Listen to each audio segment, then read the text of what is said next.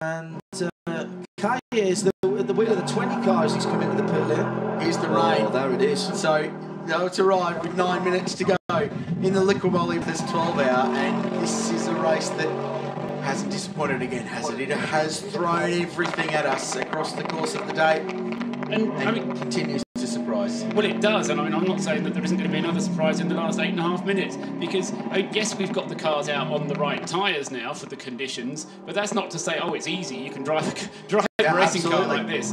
It's still, you've got to have to work and concentrate so hard, John. Just a quick point that's been made on Twitter, and thank you for all of your interaction with us here at Specutainment and at Radio Le Mans about the difference between a worn wet and a new wet, and I think that's a good point to take. The guys who came in very late, the wets will not be so bad because it started raining maybe a lap after they put them on. I think they'll be okay, but clearly Tim Slade thought that his wets had given up the ghost just before the heavy rain started.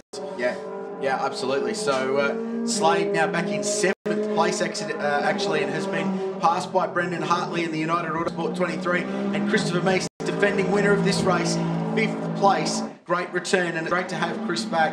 So it looks like they'll be 5th, though I'm not going to say anything for sure. Roloff fires it off down at the final corner at Maguire's. Gathers it up, though.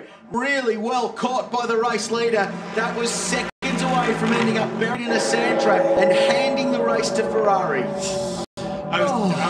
But still my beating heart.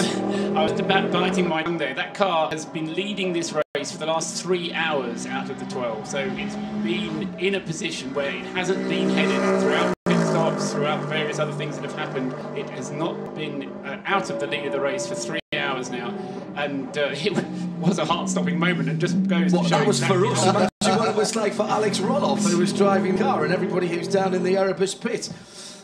There is one of the Seats just getting overtaken by the recovering 76 Aston Martin. What a great story that has been. They'll get very little in terms of reward of silverware, but there is the I2 class leader, the 55 Motorsport Services machine, and that's Seat Leon Supercopa dealing with the wet conditions pretty well. Remember, the Donut King GTR that's behind it is on slicks. Four-wheel drive, so a little bit balancing itself out. I've got to say, of course, we're going out to the circuit as well on the big screens and 87.8 FM. To everybody that stuck around, massive kudos to you. You people rock. Unbelievable effort. Replay, across the top of Mount Panorama. United Audi, is it? Yes, it is. Car 23. I've got it. I don't got it. Oh, Brendan Hartley kisses the wall. Wow. Huge save. And that is the 6th place car, and it's not anymore. He's been passed by Peter Hackett because he's limping down and he's got broken steering. Toe link in the rear end. So no, it's a rear end problem. Yeah, it's smacked the car against the wall and bent the rear suspension, and he's crabbing down Conrod Straight at 50 k's an hour. Looks like he's been set up for a quarter mile over where that car is coming down Conrod at the moment. And Brendan Hartley, what a disaster, heartbreak for the United Autosport team. Paul Hagen, the rest of the guys, and off goes the 81 car. Now that at the moment had fought its way all the way back up. It's had all kinds of trials and tribulations. Elton Julian at the wheel of that car, and that is at the L corner, turn 1. So it's even with the right tyres on. We've seen Roloff now, we've seen Hartley, and we've seen Elton Julian, all very good drivers. Elton Julian perhaps the most experienced of those, former British Formula 3 ace going away back the years, and has rekindled his interest in motorsport through the American Le Mans Series and endurance racing. There's Ryan Madison, team manager at Erebus Motorsport, has been key in setting up their V8 supercar program with the AMG Customer Sports operation that will be formally launched this week ahead of the official V8 test day on Saturday at Sydney Motorsport Park, not too far down the highway over the Blue Mountains, just on the western suburbs of Sydney. But well in charge this weekend, calling the shots overall. And one of his cars is leading the Liquimoli 12 hour with 4 minutes and 35 seconds to go. Ed is the fastest man on the racetrack, as he's been for the last hour, and doing 2:27s in the rain. We're now in a kind of area where you can say 2 laps to go. Although it could be 2 or 3 laps, depending quite how hard they push. But if I was Alexander Roloff, I'd be timing it down now to 2 laps to go as Brendan Hartley brings the United Autosports Audi into the pit lane. Now, are they going to be able to get the car out again before the checkered flag, and I suspect the answer is probably not. Brendan Hartley might sit in the garage. Across the top goes Alex Roloff. What a drive by this guy. Thomas Jaeger, with the quietest of the three of the day. He was workmanlike, just went out and did his steady. He was super impressive early on when there was a lot of pressure on him. And Bernschneider was nothing short of biblical in his stint this afternoon. Unbelievable. Yeah, so much respect. I met him in Sydney at the 500 last year when he drove for this team in Australian GT, and yeah, a bit of hero worship, I'm not going to lie to you. And he's such a nice guy. He's been around the block a few times. He's obviously the man best known for multiple German touring car championships among his illustrious achievements on his CV, Paul. Well, he won the 24 hours earlier this year. Yes, of course, yes. So he's having a good year thus far, as Ben.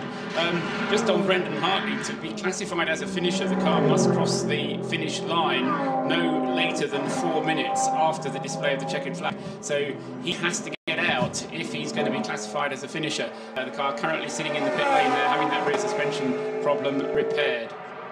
We're waiting for Craig Baird there. Through the gloom are the bright white headlights of the ironically clear water Ferrari on wets now, going down towards the chase. Blue flags out. The marshals have done a great job. Flag marshals, the recovery guys, and he's a little bit late on his turn in at the bottom of the chase, but he's searching for grip, texting the folks back home, checking the weather, sending the messages to the loved ones down in the Erebus pit lane. This has been a mighty drive from Craig Baird. The Porsche, third place. Look, we did not speak about them for the first 6 hours of this race. They just went about their business. I think the only thing was discussed was that they had a replacement driver. That Kingsley jumped in for Tony Gwynn, who was forced out early in the Australian GT race. It seems like a different lifetime this morning. So that's been the biggest story. They've just been workmanlike, driven round and round and round. Very stereotypical Porsche performance in an endurance race. What you want for endurance racing is a boring white Porsche. This is a Paul Trustwell truism about motor racing. Boring white Porsche, preferably Swiss-ended, and it just turns around and around and around and doesn't attract any attention whatsoever. It'll be the last lap at the end of this lap. So when they come on to the across the start-finish line, when the leading number 36 Mercedes come across the start-finish line at the end of this lap, it will be the end of the race, but it will be starting its last lap. So 1 lap and a bit to go as watch Alexander Roloff driving across the skyline and down into the S's. More traffic to deal with. We've got to say a fantastic performance for the Nürburgring.com.au, which is their leading Class C GT4 class, and Rob Thompson, one of that combination. He's raced at the Nürburgring many times. His father passed away Thursday night, and Rob's raced his 6 times with no result. So this is going to be a hugely emotional performance for them when they get to that checkered flag in, well, a lap and a half really from here. Rob Thompson, a regular visitor to our comms box at the Nürburgring 24, racing with a heavy heart this weekend. But as that team have pulled together through that personal adversity and pulled out a result like no other, and the team's beginning to gather, Paul, on the pit wall now.